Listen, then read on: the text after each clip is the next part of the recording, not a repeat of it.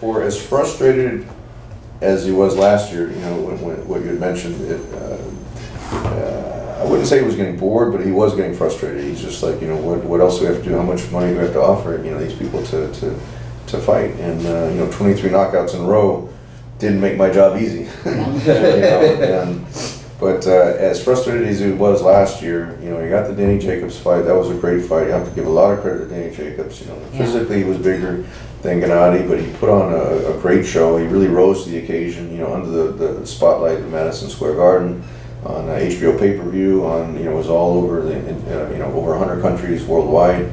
So that really raised, that's one of those fights where you can say Danny lost the fight, but he really raised his profile. You know, he really gained a lot of respect. A talented fighter. You know, people were saying, you know, Gennady's going to knock him out. And I'm like, well, you know, Danny's a really good fighter. You know, and Gennady said he had a lot of respect for him. He knew him from the amateurs. He said, you know, he was the best amateur coming from the West Coast. You know, I'm sorry, from the East Coast. You know, which produces so many great fighters. And Gennady had a lot of respect for him. And, you know, going 12 rounds, looking, you know, not superhuman, looking irregular. I think that kind of helped make the fight with Canelo. And you know, here we are. As frustrated as he was last year, he's so excited for this fight, so motivated to get back in the training camp and all the promotional items that go with this. You know, a lot of fighters just kind of lock themselves in the camp. Yeah. They don't promote the fight. They don't promote themselves. And Gennady is that special talent where he's really exciting in the ring. He has a lot of respect for the sport and for his opponents outside the ring, and he'll also help promote and market the fight. And that's what's allowed us to take him from virtually unknown when he made his HBO debut in September 2012 to almost 5 years later to the day where he's going to be the biggest fight in the sport of boxing. It was kind of a funny thing on TMZ when we were down there at the studio, and you know, he was saying, well, my wife wants to spend more time with me, so if I beat Canelo, maybe I'll time with me. Now it's become, he's going to retire. He's going to retire. Time off is retiring. I mean, he's been one of the most active champions. Really, that's true. That's the most active champion, you know, in the last 5 years. As far as, you know, one time he fought 4 times a year. He's been averaging, you know, 3 title defenses per year. Last year was really an anomaly where he only fought twice. Since I started working with him, it was the first time he only fought twice, but we had the Canelo thing with the WBC, then we had the delay with Danny Jacobs. We were supposed to fight in December, and that got pushed back to March. So there were a lot of factors. It wasn't because he didn't want to fight or couldn't fight 3 times a year, but a lot of times when you get to that level and you're dealing with mandatories, then you're kind of at the mercy of the other side as well. But you know, if he's successful September 16th, I think he'll deserve he'll get a much deserved rest, especially finally getting that big fight that he's been looking for.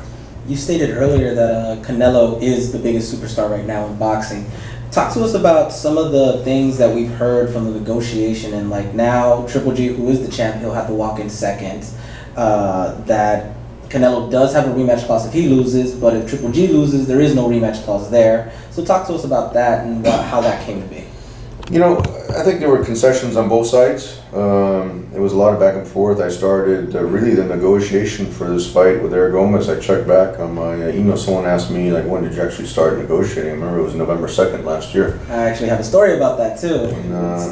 When we started, you know, negotiating. Right. That was in December. Yeah. Go ahead. Yeah. And you know, then we took a break over the holidays, and then we resumed again. I mean, both sides wanted the fight. It was just a matter of, you know, Gennady certainly had, you know, he had a tough fight against Danny Jacobs. You know, at that point, they weren't sure who Canelo was going to fight in May, but, you know, Chavez Jr. is a much bigger guy than Canelo. That was the first time he fought, you know, really above the middleweight limit. You know, now, you know, we're telling people Canelo actually has to come down to fight Triple G. You know? Yeah, that's nice. Yeah. 164 is that. Not the Canelo weight, Canelo weight they call it. This is a true middleweight, you know, championship limit, and you know, arguably the 2 best middleweights. It's really a throwback fight. Not only do you have the 2 most marketable guys in boxing, but they're both in the prime of their career. They're both the best in the middleweight division, and this is really a throwback fight to what the middleweight division represented when you have so many great matchups, you know, with Haggler and Carlos Marzon and, you know, HEARNS and Duran and Ray Leonard. I mean, there's just so many great names. Yeah. this is really kind of a throwback fight to that era. Obviously, us being media members, we get to press conferences, we get to weigh-ins, we get to see a lot of backstage things. I didn't make it to this weigh-in, but Steven did, and going back onto what you said November. So tell him about the thing that happened at the weigh-in It was Bernard Hopkins. for Bernard Hopkins weigh-in. Oh, right, yeah. Okay. And I was in the back. Yeah, right there, yeah. And they were doing all the, the checking of the gloves and all that stuff. Yeah. And I remember asking you for an interview, and you said yeah, and then I think you got like a phone call real quick, and then you happened to talk to Eric Gomez. And I was just kind of getting my camera set together, and I actually remember you kind of. I heard you and Eric kind of like. Record. Yeah, I was like, hey, what's going on over there? No, I didn't know. But I just heard you and Eric talking, and I think Robert was there from Golden Boy. Yes, and he said something. He was like, oh, so September next year, it's good, and you were like, yep. And I was like, wait a minute. I was like. We have nothing to talk about in September other than, and then I interviewed you after, and I think actually the day after is when you released that the Jacobs fight was official. Because I think that Friday it was still like the rumor and it was pretty sure or whatever. It's been brewing inside of him. But Yeah, he's like, I need to say something. I think maybe, That's but I'm funny. sure that's what you said. You guys got the email. You got emails in November, so I'm sure you guys had already kind of started talking about it. I wanted to ask you. We all know you kind of mentioned earlier Canelo,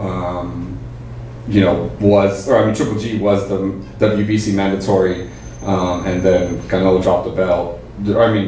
Triple G was the champion. He was a super He's champion. the first champion from Mexico to drop a WBC. Right. Yeah. And it's such a beautiful belt too. Yeah, I mean, and it's so now it's kind of well known that WBC and Canelo kind of have their issues. So I'm just curious: will the WBC belt be on the line for this? Because Gennadi's definitely going to defend all of his titles. Okay. He's got the 4 titles.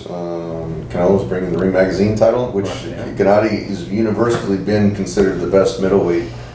I would say at least for 3 of the last 5 years, but he's finally going to get the chance of fighting for the Ring Magazine as well. But he'll definitely be defending all of his titles in the agreement. Canelo can choose if he wants to fight. He still wants to unify all the titles. I mean, that's always been his goal. And that's been so elusive, to get the other champions to actually fight him. That's why we give David Lemieux. That was another co-promotion with Golden Boy. Yeah. Was the Lemieux fight in Madison Square Garden. Yeah, a kid from Kazakhstan versus a guy from Canada, and they sold out Madison Square Garden, which is that was a great fight. It's not very easy to sell out Madison Square Garden. There, you got to have a special event to do that, and so that's why we give Lemieux credit, because he was the first champion to actually say, okay, I'll risk getting in the ring with my title and unify with Triple G, and but that would be the missing piece as far as what he's always said. The only way, he said, the only way he can prove that he's the best in the middleweight division if he fights the best, and by definition the other champions would be the best in the division, and so Saunders. My understanding is Saunders is going to fight in the UK. On the same night, on September 16th, so it'll be kind of a lead-in. Saunders will be in the UK live, and then it'll lead into our show.